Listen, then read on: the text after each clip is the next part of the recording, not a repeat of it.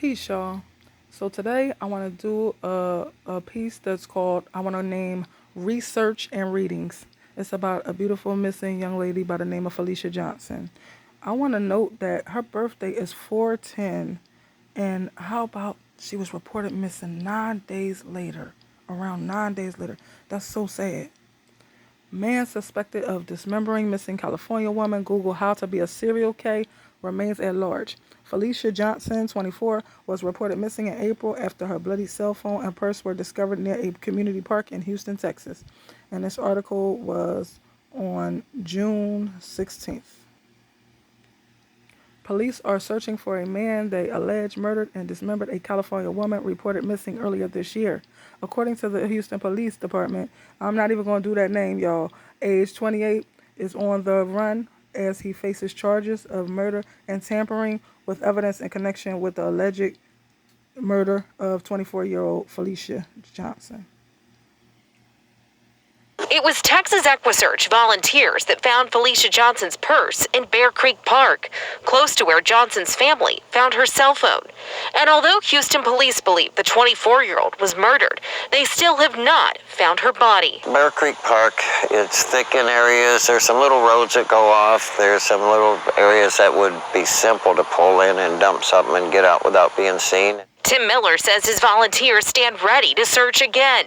The suspect, Chukwuebuka Nwobodo, is charged with murder, but still on the run. We actually didn't even do call-outs for all of our members because we didn't want the possible suspect to know where we were searching or what we were doing. According to court documents, here's the timeline Houston police homicide detectives have laid out. On April 16th at 2:56 in the morning, Johnson is last seen at the Intercontinental Hotel at the medical center. She gets into an Uber HPD says was ordered by Nwobodo.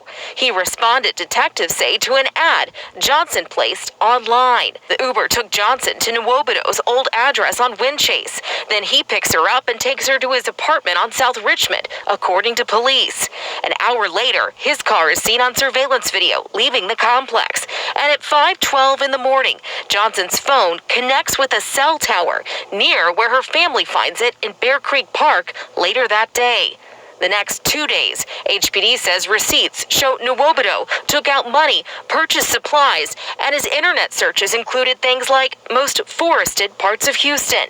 On May 13th, detectives got search warrants for his car and apartment. He was taken into custody during a traffic stop, but it's unclear when he was released. In the apartment, investigators found very strong support of Johnson's DNA, and in his car, a gun, knife, and shovel. My fear is now that, and hopefully I'm wrong, this is one of them cases where she's never going to be found. So now for the reading. This is called an energy circle. I also want to shout out a young lady by the name of The Chosen One who asked for this reading. So I want to point out about this picture. What I read off of this is that not only did this father manipulate this young lady into a lifestyle, he also was very inappropriate with her throughout her life. She was exposed to things she shouldn't be. My father would never put his hand where his hand is. I'm going to tell you that. So, the taker of life will murder again. I feel like that is self-explanatory. I really don't need to go into further detail about that.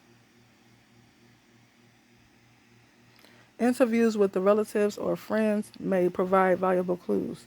I agree with this 100% because I feel like this father is definitely hiding something, hiding a lot of stuff. And at first I thought it was just to protect his daughter's image, but now I'm starting to think it's to protect himself and to keep him from being in jeopardy.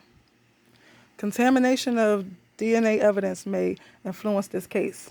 I don't know. I just got this, and it's very well likely, but I'm going to come back to that. Watch, I'm going to come back to that. Don't forget. Additional evidence at the scene may be discovered. I don't know what that additional evidence is, but I think the law needs to go back and recheck the scene. Victim had a history with the taker of life. Now, first of all, I want to point out what's in his hand, but also She told me she know him more than once. I don't know what she mean by that because she was all the way in San Diego. He all the way in Houston. But she said this. Now, the taker of life sustained a wound during the murder. That's what I want to go back to. The contamination of the DNA is possible if it could have contaminated the DNA, and that's why they said that. The murder weapon was used. The murdered weapon used will provide valuable clues. Now you see what was in his hand, and that's what I believe happened to her. That's what she told me happened to her. So, forensic science field will provide important clues. I think they did. Hopefully, they brushed that whole place for forensics and did forensic work. Hopefully. Details leading up to the murder may be worth investigating. I very well think they need to be investigated. I want to know why was she in Houston? Why wasn't the profession she was in? Why didn't she have security? What was up with that? I really feel like there's a lot of questions that are unanswered and need to be answered. So that's it for this reading for this beautiful young lady. Please like, subscribe, peace.